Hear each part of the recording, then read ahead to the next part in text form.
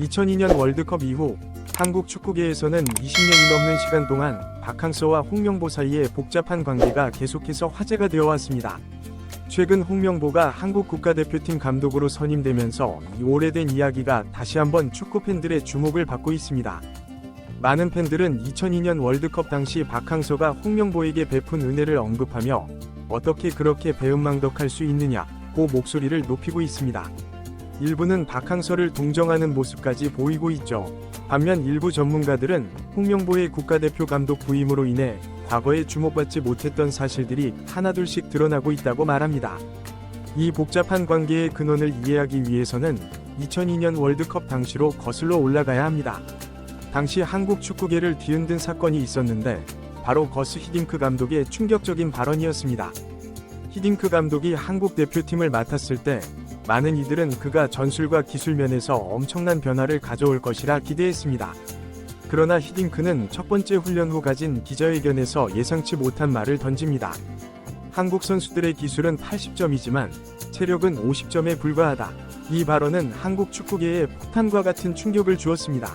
그동안 한국은 기술은 부족해도 체력과 정신력으로 유럽과 남미의 강팀들과 맞서왔다고 자부해왔기 때문입니다.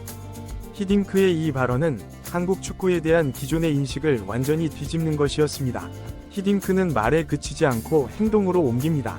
유럽 전지훈련 중에도 선수들에게 혹독한 체력 훈련을 시켰고 그 결과 체코와의 평가전에서 0에서 5라는 참패를 당하게 됩니다. 많은 축구 매체들은 기술 좋은 선수들을 데리고 0에서 5로 진다니 한심하다며 조롱했지만 히딩크는 흔들리지 않았습니다. 이 과정에서 가장 큰 타격을 입은 선수 중 한 명이 바로 홍명보였습니다. 당시 센터백을 맡아야 할 위치에 있던 홍명보는 히딩크 부임 후 8개월 동안 단 한 차례도 대표팀에 발탁되지 못했습니다. 일각에서는 이제 홍명보도 끝났다는 기사가 심심찮게 보도되었죠. 홍명보는 나중에 이 시기를 회상하며 나는 그때 피로골절이라는 부상으로 대표팀에 차출되지 않았던 것이라고 말했습니다. 그러나 일부 전문가들은 이에 의문을 제기합니다. 피로골절 회복에는 두세 달이면 충분하다. 8개월간 차출되지 않은 것은 단순히 부상 때문만은 아닐 것이라는 분석입니다. 당시 많은 매체들은 홍명보가 히딩크 감독의 신뢰를 얻지 못한 이유를 크게 두 가지로 분석했습니다. 첫째, 홍명보의 스피드와 체력이 히딩크가 추구하는 토탈 사커에 적합하지 않다는 것입니다. 히딩크는 빠른 공수 전환과 전원 공격, 전원 수비를 요구했는데 홍명보는 90분 내내 이런 플레이를 수행하기에는 체력이 부족하다고 판단했다는 것입니다.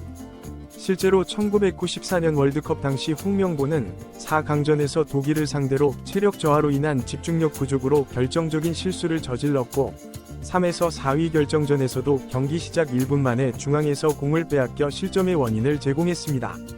이 모든 것이 체력 부족으로 인한 집중력 저하 때문이라는 분석이 있었죠. 둘째, 홍명보의 권위의식이 문제가 되었다는 분석입니다. 히딩크는 한국 대표팀을 지휘하면서 패스와 찬스가 일부 선수들에게만 집중되는 현상을 발견했습니다. 특히 나이 많은 선수들이 어린 선수들을 좌지우지하는 모습을 목격하고 충격을 받았다고 합니다.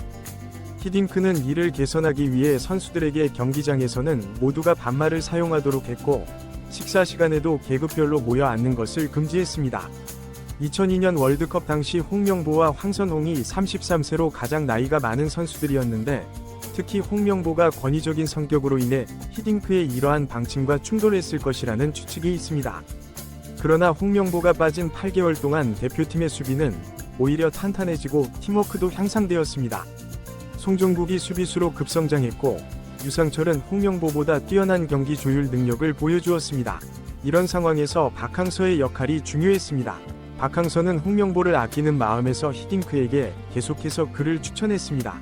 히딩크는 결국 홍명보를 대표팀에 선발하는 조건으로 두 가지를 요구했습니다. 첫째, 체력 훈련을 철저히 할 것. 둘째, 선후배 간의 기강을 필요 이상으로 잡지 말 것이었습니다. 히딩크는 후에 한 방송 출연에서 박항서가 선수단 전체를 관리했다. 선수들이 규율을 어기는 행동을 할 때마다 박항서가 나서서 그들을 꾸짖어 팀워크를 해치지 않도록 했다. 그가 없었다면 2002년 월드컵에서 그렇게 좋은 성적을 내지 못했을 것이라고 회상했습니다. 2002년 월드컵이 끝나고 히딩크가 떠난 후 박항서가 감독직을 이어받았지만 불과 2개월 만에 부산 아시안게임에서 4강 탈락하며 경질되고 맙니다. 이때 박항서는 수비를 안정시키기 위해 와일드카드로 홍명보 대신 이영표를 선택해 많은 이들을 놀라게 했습니다. 일부 전문가들은 이에 대해 다른 해석을 내놓습니다. 당시 축구협회가 자신들이 원하는 선수, 암묵적으로 홍명보를 지칭을 대표팀에 발탁하도록 압력을 가했지만 박항서가 이를 거부하고 이영표를 선택했다는 것입니다. 이로 인해 축구협회와 박항서의 관계가 틀어지기 시작했다는 분석입니다. 더 나아가 축구협회는 박항서에게 아시안게임까지만 임시로 일하도록 하고 정식 계약은 하지 않은 채 자신들이 추천한 선수들이 아닌 다른 선수들로 팀을 꾸린다면 그 다음을 보자는 황당한 제안을 했다고 합니다. 결국 박항서는 이 계약 내용을 경질 직전에 폭로하면서 축구협회와 완전히 등을 지게 됩니다. 박항서의 경질 이후에도 그는 한국 축구를 위해 임시감독을 맡을 의향이 있다고 축구협회 지인을 통해 의사를 전달했지만 축구협회는 이를 무시하고 박항서를 후보 리스트에조차 올리지 않았다고 합니다. 반면 홍명보는 2014년 월드컵에서 철저히 실패하고 술관광이라는 오명까지 썼음에도 불구하고 다시 기회를 얻게 됩니다. 이때 박항서는 히딩크에게 홍명보를 추천했다고 합니다. 그러나 결과적으로 박항서는 홍명보에게 배신당한 것 같은 느낌을 받게 되었다고 합니다. 박항서의 입장에서는 자신이 방패가 되어 홍명보를 그토록 감싸 안았는데 그 결과 자신은 국내에서는 감독직을 맡지 못하고 동남아를 전전하는 야인 생활을 해야 했습니다. 이로 인해 박항서가 홍명보를 용서하기 어려울 것이라는 분석이 나오고 있고 이에 많은 팬들이 공감을 표하고 있습니다. 이 복잡한 관계는 단순히 두 개인의 문제를 넘어서 한국 축구계의 구조적인 문제를 드러내는 것이기도 합니다. 선후배 관계, 권위주의, 정실주의 등 한국 사회의 여러 문제들이 축구계에도 그대로 반영되어 있음을 보여주는 사례라고 할 수 있습니다. 또한 이 사건은 축구 팬들에게 여러 가지 질문을 던집니다. 과연 실력과 인성 중 어느 것이 더 중요한가? 팀워크와 개인기 사이의 균형은 어떻게 맞춰야 하는가? 감독과 선수 사이의 이상적인 관계는 무엇인가? 등의 질문들입니다. 앞으로 홍명보 감독이 어떻게 팀을 이끌어갈지, 그리고 박항서와의 관계가 어떻게 변화할지 지켜보는 것도 흥미로울 것 같습니다. 한국 축구의 발전을 위해서는 과거의 갈등을 넘어서 서로 협력하는 모습을 보여주는 것이 중요할 것입니다. 이 이야기는 단순한 축구계의 가십거리를 넘어서 한국 사회의 여러 단면을 보여주는 흥미로운 사례 스터디라고 할 수 있습니다. 앞으로 한국 축구가 이런 문제들을 어떻게 극복하고 발전해 나갈지 지켜보는 것도 매우 흥미로울 것 같습니다.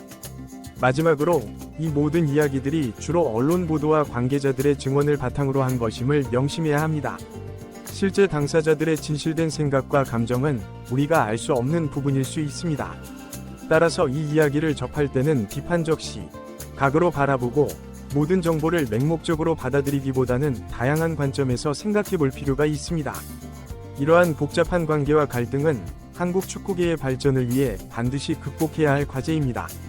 개인의 이익이나 감정보다는 한국 축구의 발전이라는 더 큰 목표를 위해 모두가 힘을 모아야 할 때입니다. 또한 이 사건은 스포츠 윤리와 리더십에 대한 중요한 교훈을 제공합니다. 감독과 선수 사이의 신뢰, 팀워크의 중요성, 그리고 개인의 능력과 팀의 조화 사이의 균형 등 많은 것들을 생각하게 합니다. 홍명보 감독이 이번에 국가대표팀을 맡게 된 것은 그에게 또 다른 기회이자 도전일 것입니다. 과거의 경험과 실수를 교훈 삼아 더 나은 리더십을 보여줄 수 있을지, 그리고 한국 축구를 한 단계 더 발전시킬 수 있을지 지켜볼 필요가 있습니다. 한편 박항서 감독의 경우 비록 국내에서는 기회를 얻지 못했지만 베트남에서 놀라운 성과를 거두며 박항서 매직이라는 별명을 얻었습니다. 이는 능력 있는 지도자가 적절한 환경과 기회를 만났을 때 어떤 결과를 낼 수 있는지를 보여주는 좋은 예시가 되었습니다. 앞으로 한국 축구계가 이러한 과거의 갈등과 문제점들을 어떻게 극복하고 더 나은 미래를 만들어갈지 주목할 필요가 있습니다. 투명하고 공정한 시스템, 실력 위주의 평가, 그리고 건강한 팀 문화의 정착 등이 필요할 것입니다. 또한 이러한 이야기들이 단순히 축구계에만 국한된 것이 아니라 한국 사회 전반의 문제점을 반영하고 있다는 점에서 우리 사회가 어떤 방향으로 나아가야 할지에 대한 더 큰 논의의 계기가 될 수 있을 것입니다. 마지막으로 스포츠가 단순히 승패를 가리는 것을 넘어 사회에 긍정적인 영향을 미치고 사람들에게 희망과 영감을 줄 수 있다는 점을 기억해야 합니다. 박항서와 홍명보 두 사람의 이야기가 단순한 갈등 구도로 그치지 않고 한국 축구와 사회의 발전을 위한 건설적인 논의의 출발점이 되기를 바랍니다. 이 모든 상황을 지켜보는 축구 팬들과 일반 국민들의 역할도 중요합니다. 단순히 누군가의 편을 들거나 비난하기보다는 객관적이고 냉철한 시각으로 상황을 바라보고 건설적인 의견을 제시하는 것이 필요합니다. 이를 통해 한국 축구가 더욱 발전하고 국민들에게 더 큰 기쁨과 자부심을 줄 수 있기를 희망합니다. 결론적으로 박항서와 홍명보의 이야기는 단순한 개인 간의 갈등을 넘어 한국 축구와 사회의 여러 단면을 보여주는 흥미로운 사례입니다. 이를 통해 우리는 리더십, 팀워크, 공정성, 그리고 변화와 혁신의 필요성 등 많은 것들을 배울 수 있습니다. 앞으로 이 이야기가 어떻게 전개될지, 그리고 한국 축구가 어떤 방향으로 나아갈지 지켜보는 것은 매우 흥미로울 것입니다. 이 복잡한 관계와 상황 속에서도 우리는 항상 스포츠의 본질적 가치를 잊지 말아야 합니다. 승패를 떠나 페어플레이 정신, 팀워크, 그리고 끊임없는 자기 개발의 노력 등이 진정한 스포츠 정신이라는 점을 기억해야 합니다. 이러한 가치들이 한국 축구계에 더욱 깊이 뿌리내릴 때 우리는 진정한 의미의 발전을 이룰 수 있을 것입니다.